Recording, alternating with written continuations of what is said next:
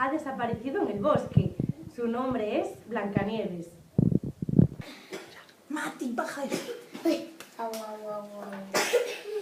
La he dejado en el bosque yo.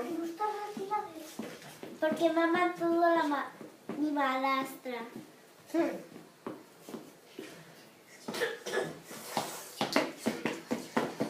Yo no.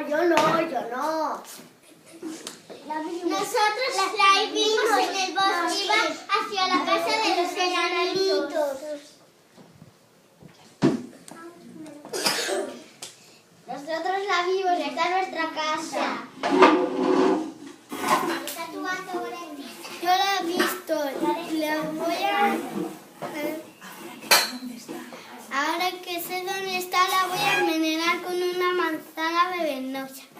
¡Excelente! Aquí estoy muy feliz de tener tantos amigos.